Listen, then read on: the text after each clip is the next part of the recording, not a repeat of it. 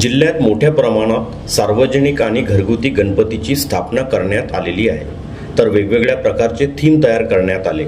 अशाच प्रकारे भंडारा शहरातील राणी लक्ष्मीबाई वाड येथील ओबीसी क्रांती मोर्चाचे संस्थापक अध्यक्ष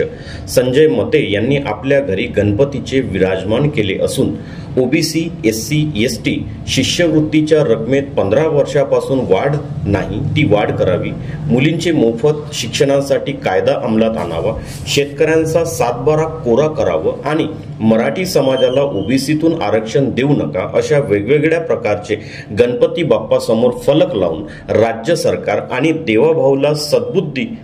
येऊ दे रे बाप्पा असे ओबीसी क्रांती मोर्चाचे अध्यक्ष संजय मते यांनी साकडे घातलेले आहे। मागील 40 वर्षापासून आम्ही आपला घरगुती गणपती मांडत आहोत आणि श्रद्धेपूर्वक मांडत आहोत आणि या 40 वर्षामध्ये दरवर्षीला सामाजिक काय संदेश दिला जाईल या पद्धतीने आम्ही सामाजिक संदेश देण्याचा प्रयत्न करत असतो। यावर्षी महाराष्ट्रामध्ये जो मराठा ओबीसी या विषयावर जो राजकारण चालू आहे त्या विषयावर आम्ही यावेळेस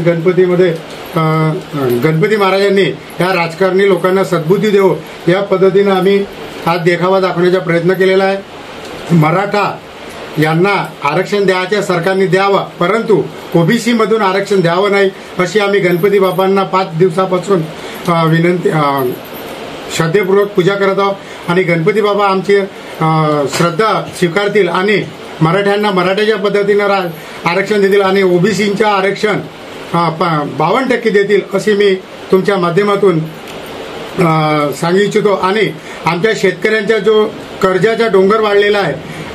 आणि तो सरकारला लवकरात लवकर गणपती बाप्पा सद्बुद्धी देव आणि शेतकऱ्यांच्या 7/12 कोरा करो आणि त्यांचे आश्वासन पूर्ण करो अशी मी कळेन।